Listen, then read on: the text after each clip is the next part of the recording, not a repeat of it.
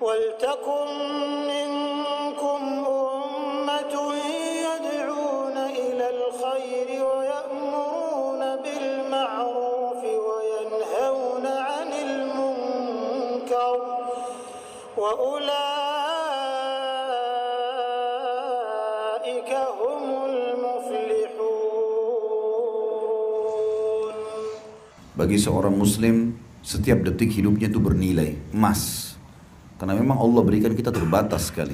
For a Muslim, every second of his life is worth the gold, because God gave us a very limited amount.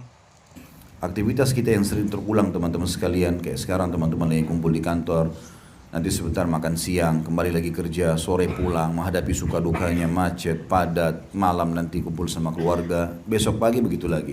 Liburan pun di weekend sama, kurang lebih.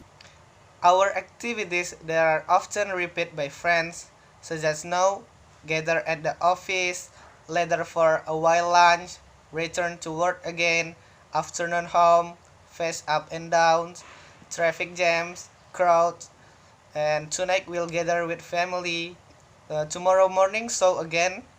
Holidays on weekends are the same, more or less. Tapi seorang muslim faham, itu semua ada akhirnya. Banyak orang sebelum kita teman-teman lebih tampan, lebih cantik, lebih kaya, lebih pintar, lebih kuat secara fisik, tapi sudah meninggal dan kita pun sekarang tinggal menunggu masing-masing ke liang lahat kita. But a Muslim understand that there is an end.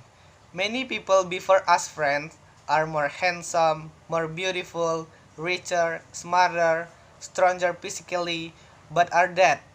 And we are now just waiting for each one to our liang lahat.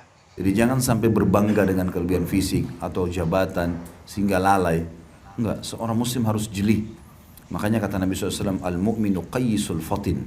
Orang mukmin itu cerdas dan jeli. Dia harus tahu setiap detiknya akan dihisab oleh Allah Subhanahu wa taala. So don't be proud of physical advantage or position. So that is negligent. No, a Muslim must be observant. Hence the word of the Prophet sallallahu alaihi wasallam, the believer is intelligent and observant. He must know every second of it will be worshipped by Allah Subhanahu wa taala. Di dalam hadis Nabi SAW yang sahih, tidak akan beranjak kaki seorang hamba pada hari kiamat kecuali ditanya 4 hal. Enggak ke surga, enggak ke neraka. Di antaranya waktunya, di mana dia habiskan. Dan diikutkan lagi setelahnya masa mudahnya, di mana dia habiskan. Ternyata waktu sama masa muda ini sama-sama, gitu kan? In the hadith of the Prophet who sahih, will not go on the feet of a zarfan on the day of judgment unless asked 4 things: not to heaven, not to hell, including his time, where he spent, and be included again afterwards. His youth, where he spent, it should not that the time with this youth is the same. Tetapi waktu bicara masalah global dari masih kecil sampai dia meninggal, kalau masa muda lebih difokuskan lagi. Energi lagi memuncak, ide-ide lagi brilian. But the time to talk about global problems from childhood until he dies. If youth is more focused, energy peaks again, ideas are again brilliant. Ya, banyak potensi-potensi yang bisa kita lakukan. Kalau orang sudah tua, jalannya jadi lamban, badannya bungkuk, mungkin matanya rabun, tapi orang masih muda banyak sekali. Dan ini tidak boleh disia-siakan, akan dipertanggungjawabkan semua pada hari kiamat.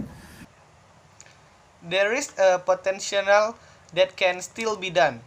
If people are all out, the road becomes slow, the body is hunchback, maybe the eyes are myopic, but young people are still a great many.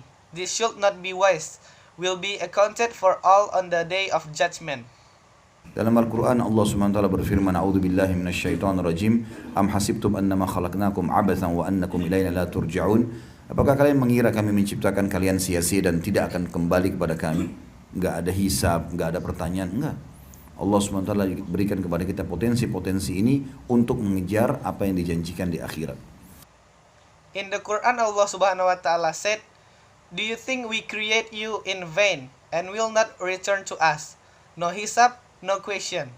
No, Allah Subhanahu wa taala give us this potential to pursue what he promised. Ingat teman-teman sekalian, kita ini adalah anak-anak akhirat, bukan anak-anak dunia. Dunia ini tempat mampir. Jangan tinggal di sini. Gitu. Nabi Adam alaihissalam diciptakan dan seluruh keturunannya untuk jadi penghuni surga. Makanya awal setelah diciptakan Nabi Adam ditaruh di surga dulu. Remember friends, we are children of the afterlife, not children of the world. This world is a place to stop by, not don't stay here. The Prophet Adam as was created, alaihi wasallam, was created and all his descendants to be inhabitants of heaven. That's why the beginning out after creation, the Prophet Adam was put in the heaven first.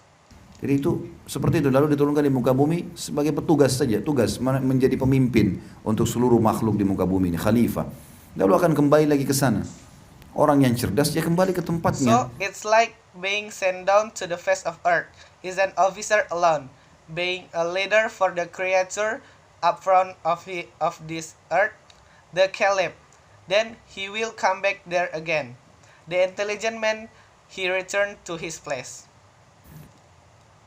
Okay, I think that's all about my interpretation. Thank you for your attention. Wassalamualaikum warahmatullahi wabarakatuh.